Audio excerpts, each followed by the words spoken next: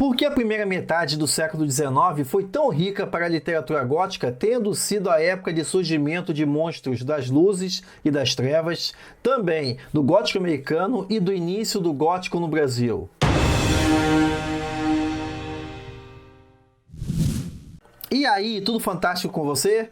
Depois de mais de 2 anos no ar, o YouTube resolveu cortar minha cabeça porque eu usei um pedacinho, um trechinho do filme A Lenda do Cavaleiro Sem Cabeça no 5º episódio da série O que é Gótico. Vou deixar tudo o que eu vou comentar aqui hoje marcado aí em cima e na descrição do vídeo. Por causa disso, o vídeo foi bloqueado no mundo todo e eu só fui saber disso porque uma inscrita recente do canal, a quem eu agradeço, me avisou do ocorrido. Mas, como essa série tem sido de grande ajuda para quem está começando sua caminhada nas trevas para criar e pesquisar o gótico, então eu estou refazendo o vídeo aqui. Por essa razão, peço sua ajuda para deixar sua curtida ou descurtida, porque o que o YouTube mede é engajamento e não número de likes ou dislikes, e também para você compartilhar esse vídeo de forma que ele possa repetir a boa performance do anterior e fazer o gótico chegar a mais gente. É bom também porque desde o vídeo original para cá, eu já fiz vários vídeos e séries que vão completar o que eu vou falar aqui, caso você tenha interesse em algum ponto específico. Vai tudo ficar marcado em cima e na descrição do vídeo. Dito isso, bora pro conteúdo. No vídeo anterior da série O que é Gótico, eu falei de como após o surgimento do gótico como gênero por meio do Castelo de Otranto, e aqui eu estou usando o conceito de gênero de forma bem ampla, porque foi com este romance de Horace Walpole que várias outras obras surgiram, nós podemos considerar a última década do século XVIII como a década do gótico, por conta da profusão de obras que apareceram, algumas repetindo as convenções do Walpole, outras inovando o gótico, como por exemplo, as obras da grande dama do gótico, Anne Radcliffe. E antes de nós vermos como o gótico se transformou no século XIX dentro do romantismo, vamos relembrar aqui quais eram as suas características desde o seu surgimento em 1764, com o Castelo de Otranto, até o final do século XVIII. Quanto ao espaço das tramas, a gente tem a predominância de construções antigas ou decadentes e também de passagens, salas e câmaras escondidas. Refletindo isso, temos o desenvolvimento de enredos com segredos que afetam o protagonista. A atmosfera sombria, ou seja, está sempre de noite, noites tempestuosas também são uma constante. Sobre os personagens dessa primeira fase do gótico, temos aristocratas, heroínas indefesas que são perseguidas por esses mesmos aristocratas, demônios, esqueletos, monges, freiras e fantasmas. Com o romantismo, o gótico vai passar a dar uma ênfase maior nas ações e consequências dos seus protagonistas. A força do indivíduo que vai se alinhar bem com esse clima romântico de valorização do homem comum. Vamos lembrar que aqui a gente sente a influência da Revolução Americana, da Revolução Francesa e da Revolução Industrial. 3 revoluções que vão impactar diretamente o gótico na primeira metade do século XIX. Esse é o momento em que a ciência passa a ser também explorada como elemento promotor do sobrenatural ao lado de demônios e fantasmas. Aqui vamos ver o gótico se preocupando com os impactos da Revolução Industrial sobre a sociedade. O melhor exemplo disso aparece em 1818 com o romance Frankenstein, ou O Moderno Prometeu, da jovem Mary Shelley, no romance de 1818. Da mesma forma, a gente vai ver aqui o gótico na primeira metade do século XIX se alinhando com temas que os artistas românticos gostavam, como, por exemplo, lendas medievais e também personagens literários ligados à contestação do sistema, à subversão da ordem e que, por isso, eles pagam o preço pelas suas ações. Então, lendas como Judeu Errante, que eu já fiz vídeo aqui no canal, um dos mais antigos, aliás, aqui do canal Fantástico Cursos, e também a lenda de Fausto, assim como de personagens como Lúcifer, da obra Paraíso Perdido, do John Milton,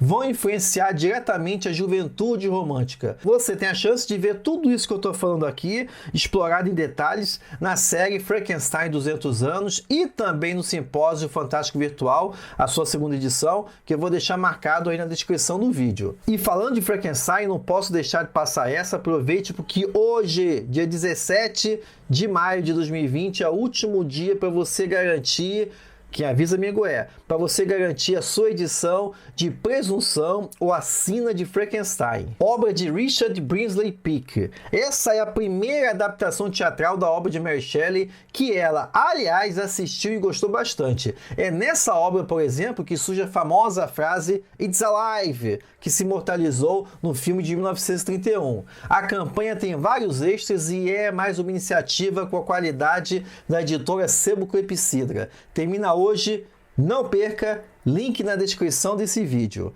Além de Victor Frankenstein e sua criatura, outro personagem contestador do sistema que aparece no gótico romântico é o vampiro, que primeiro surgiu na poesia. Destaque aqui para A Noiva de Corinto, 1797, do alemão Goethe, que apresentou o tema da atração sexual do vampiro. E Christabel, de 1798, do inglês Samuel Taylor Coleridge, que introduziu o tema do homerotismo vampirístico.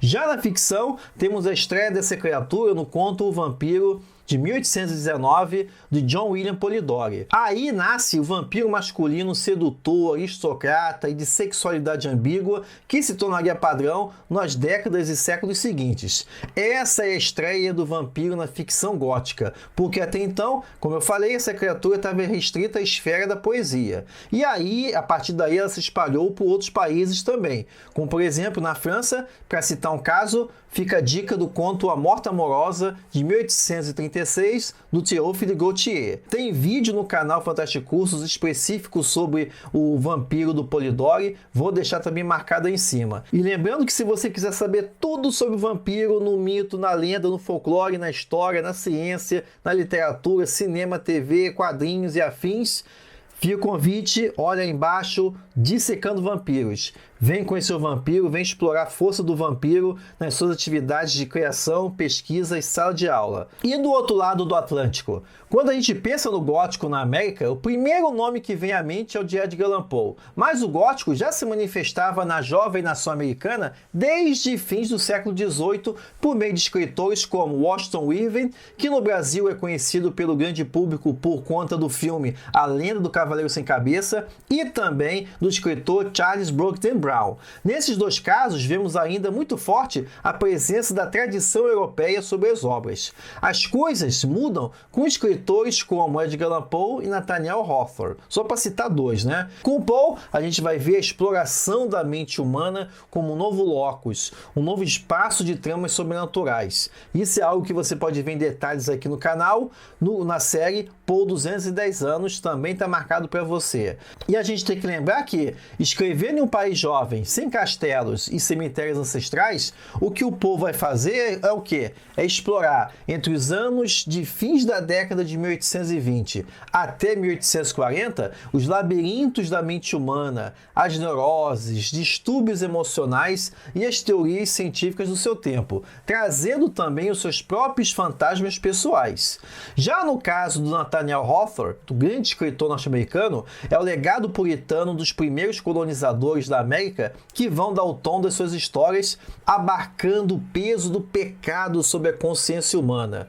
Nesse ponto, vemos bem expresso uma das características do romantismo. Lembra da escola? Qual é a característica do romantismo? Uma delas é a valorização do passado nacional.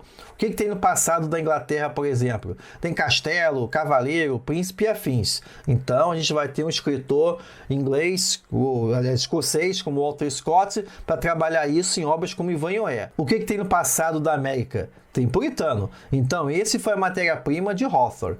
E no Brasil? Quando se fala em gótico no Brasil, até na escola a gente fala apenas de Noite na Taverna, de 1865, do Álvares de Azevedo. Mas uma década antes já é possível encontrar a presença de elementos góticos em obras que dariam forma ao que eu já falei aqui no canal como gótico colonial. Isso a gente vê em escritores como Bernardo Guimarães, que em 1851, com contos como A Dança dos Ossos, já apresenta o sertão brasileiro como um lugar sobrenatural, principalmente aos olhos de Rio de Janeiro e São Paulo. O próprio romance Escravizaura, de 1875, já apresenta elementos do gótico lá da primeira fase da Inglaterra, ao trazer uma releitura do aristocrata que persegue a mocinha indefesa em seu castelo, que aqui assume a forma do senhor Leôncio, dono da Casa Grande, que nutre desejos pela escravizaura. Também fica a dica para você conferir isso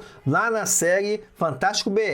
E no próximo vídeo, no 6º episódio da série O que é Gótico, vamos ver um dos momentos mais ricos da literatura gótica, quando ela se renova no contexto vitoriano de final de século por meio de obras que você conhece, como O Estranho Caso de Dr. Jack Mr. Hyde, de 1886, do Robert Louis Stevenson, O Retrato de Dorian Gray, de 1891, do Oscar Wilde, e Drácula, de 1897, do Bram Stoker. Beleza? Então não se esqueça de deixar seu comentário aí, não se esqueça também de deixar sua curtida, compartilhe esse vídeo para ele recuperar as visualizações do vídeo anterior. Agradeço a sua presença aqui mais esse vídeo, vejo você na próxima oportunidade. Até lá!